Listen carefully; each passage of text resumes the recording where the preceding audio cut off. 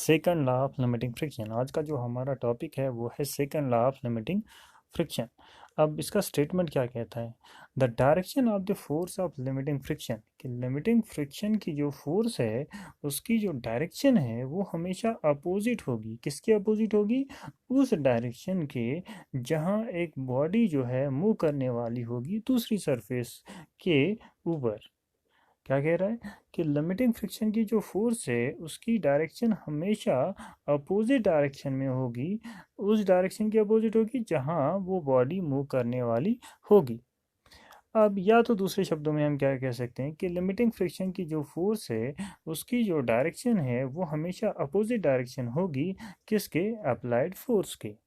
इसी को हम डायग्राम के हिसाब से समझें तो डायग्राम यहाँ पे बनी हुई है कि एक बॉक्स है, वो एक सरफेस पे है, तो इस बॉक्स का कुछ तो वेट होगा जिसकी वजह से इस सरफेस पे कुछ तो फोर्स लगने वाली है। तो हम जानते हैं कि ये बॉक्स इस सरफेस पे जितनी फोर्स लगाने वाला है ये सरफेस भी अपवर्ड फोर्स से प्रोवाइड करेगी इस बॉक्स पे एज अ रिएक्शन, जिसको हम नॉर्मल रिएक्शन कहते हैं। और इन दोनों का मैग्नीट्यूड जो होगा वो इक्वल होगा, तो दैट मीन्स फोर्सेस का बैलेंस है।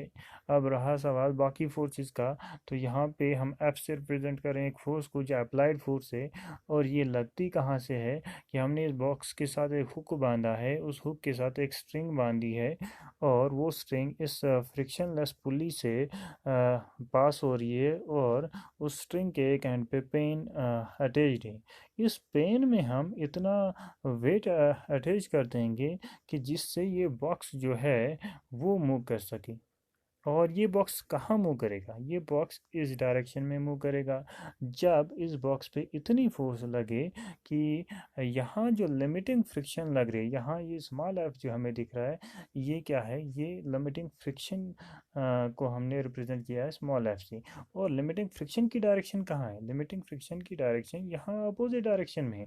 बॉक्स का मूव कर रहा है, यहाँ मूव कर रहा है, तो हम तो यही स्टेटमेंट में यही पढ़ा हमने कि लिमिटिंग फ्रिक्शन की जो फोर्स है उसकी डायरेक्शन हमेशा अपोजिट होगी। किसके अपोजिट होगी? जहाँ बॉक्स मूव कर रहा है। तो बॉक्स कहाँ मूव कर रहा है? बॉक्स यहाँ मूव कर रहा है। लिमिटिंग फ्रिक्शन कहाँ लगेगी? लिमिटिंग फ्रिक्शन यहाँ लगेगी। अब होगा क्या कि यहाँ इस पेन में इतना वेट अटैच करेंगे कि ये इतनी फोर्स अप्लाई करे यहाँ से कि इस लिमिटिंग फ्रिक्शन को ओवरकम कर सके। मींस अगर इस लिमिटिंग फ्रिक्शन यहाँ पे 20 न्यूटन मान के चलते हैं हम कि 20 न्यूटन फोर्स लिमिटिंग फ्रिक्शन लग रही है, तो यहाँ इस पेन में कितना वेट अटैच करना पड़ेगा कि ये बॉक्स मूव हो?